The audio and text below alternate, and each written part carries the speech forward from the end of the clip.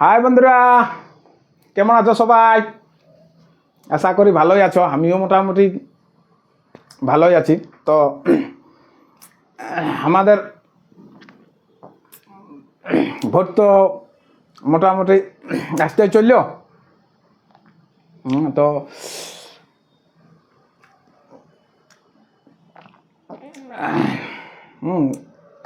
তো এবারে কী হবে না পরে দিদির মনে হয় বিদায় ঘন্টা বাজিয়ে গেছে। আমি কেন বলছি, দেখো এইখানে ব্রিগেডের মোদির জনসভাটা।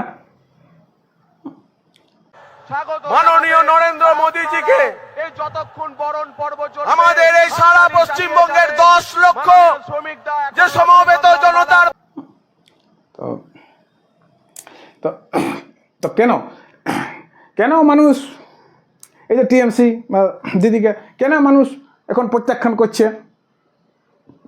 তো কেন প্রত্যাখ্যান করবে কেন? এখন মানুষ কি হয়েছে, আগের মতন আর অশিক্ষিত নাই। এখন মানুষ সোশ্যাল মিডিয়ার সঙ্গে যুক্ত।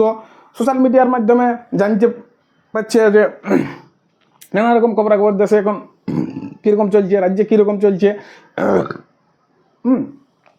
তো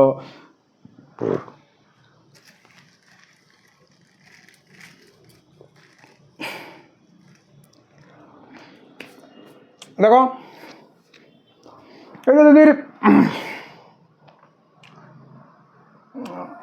একটা এসএসসি দুর্নীতি 2016 সালের প্যানেল, সেটা কি দেখা গেল না, এবারে পুরোটাই ভুয়া। মানে কি বলবো, অযৌক্তিক, কোনো যুক্তিসঙ্গত কিছু নাই।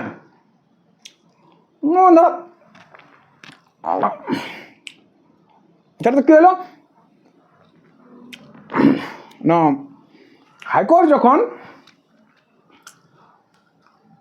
এসএসসি বোর্ডকে বললো ঠিক আছে, 2016 সাল প্যানেলের যে শিক্ষক নিয়োগ হয়েছে, তার পুরো ডিটেলসটা দেখা যায়। তো পুরো ডিটেলস তখন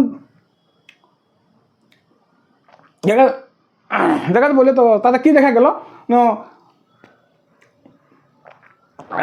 2016 সালে যে যে শিক্ষকগুলো নিয়োগ হয়েছে তাদের মধ্যে এমন ছিল যে কতগুলো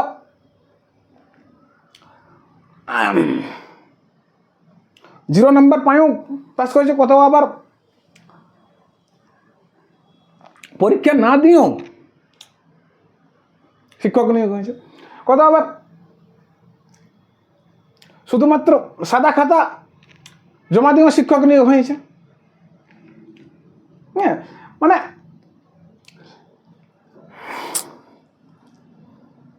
কি আর বলবো, এই প্রথমবার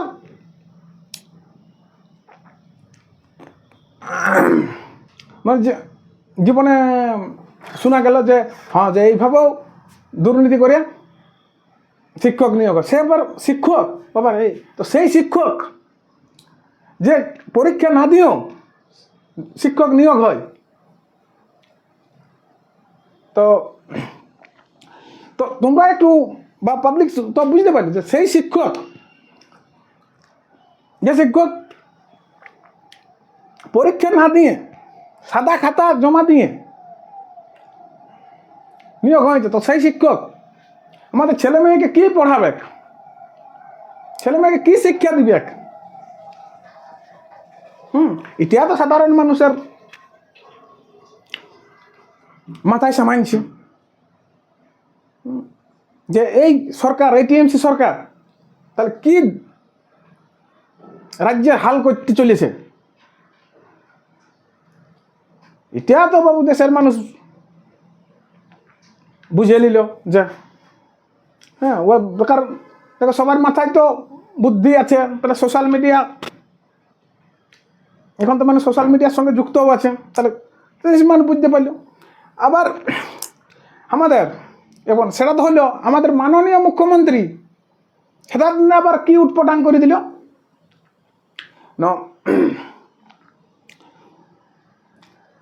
আমাদের রাজ্যের শিক্ষকের চাকরিগুলো, যে শিক্ষকগুলো নিয়োগ হয়েছে তাদের চাকরিগুলো বিজেপিতে খাই দিল। বাবার পথে পথে এক মিছিল বাড়ি করান, মিছিল বাড়ি করাইল, মিছিল বাড়ি করান পথে পথে পুরো ঘুরতে লাগলো। তো এই হচ্ছে আমাদের মাননীয় মুখ্যমন্ত্রীর কার্যনাম। তারপর ধরো তিনি এবার কি বলে লাফাই বেড়ায়, মূল্য বৃদ্ধি হচ্ছে দেশে। বিজেপি সরকার, মোদী সরকার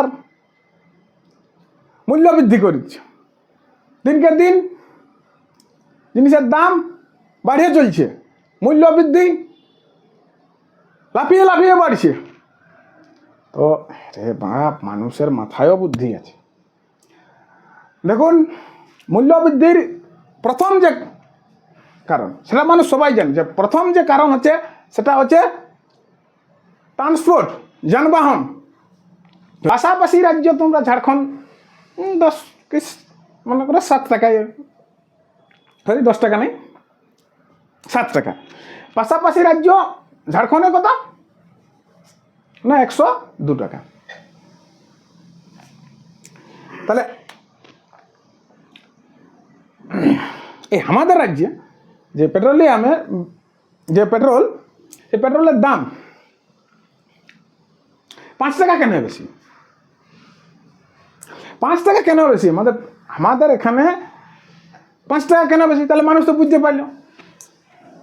ঝাড়খণ্ডে যদি 102 টাকা হয়, এই সামনে বেশি দূরের কথা আমি বলতে চাই না, সামনে আমাদের ঝাড়খণ্ড, সেখানে দাম হইল 102 টাকা। আমাদের পশ্চিমবঙ্গের দাম কত হইল? 107 টাকা। তাহলে এখানে কেন হইল?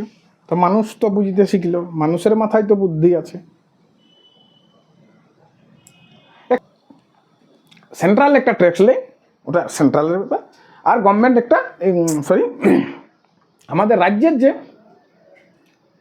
সরকার আছে, সেই বিভিন্ন রাজ্যের বিভিন্ন সরকার থাকে। আর সেন্ট্রাল একটা ট্যাক্স নেই এবং রাজ্য একটা ট্যাক্স নেই। সেই তারপরে ওর মূল্য ধার্য করা হতো। সেই জন্যে পেট্রোলিয়ামের দামটা বিভিন্ন রাজ্যে বিভিন্ন রকম হয়। তো আমাদের রাজ্যে কী হয়, সেন্ট্রাল তো সব জায়গায় যা ট্যাক্স চলেছে, সব জায়গায় ট্যাক্সে কি, তাহলে সেন্ট্রালের ট্যাক্সে কি, আমরা তো জানিছি সেন্ট্রাল সব জায়গায় একই ট্যাক্স। তাহলে আমাদের রাজ্যে যখন পেট্রোলের দাম বেশি হচ্ছে, তখন সেখানে বুঝতে হবে যে আমাদের রাজ্যে যে রাজ্য সরকার আছে, সেই রাজ্য সরকার পেট্রোলের ট্যাক্সটা বেশি নিচ্ছে। কয়লা, বালি, ইট, পাথর, গরু পাচা, শিক্ষা চুরি, সব কিছু খাই হজম করে দিই। তো ধন্যবাদ দাদা, তোমাদের লিভারকে আমি ধন্যবাদ জানাই। তো চলো বন্ধুরা, আর কিছু বলছি না, ভিডিওটা অনেক বড় হয়ে যাবে। তো ভিডিওর মধ্যে যদি কোনো ভুল বলে থাকি তো সেটাও কমেন্ট করবে। আর যদি ভিডিওটা যদি আমি সঠিক কথা বলেছি তো সেটাও কমেন্ট করে জানাবে। তো চলো, আজকের ভিডিও এত ধরে। এরপরে আমরা মিলবো পরবর্তী ভিডিওতে। তো চলো আজকে চলো, এখন ধন্যবাদ, থ্যাংক ইউ।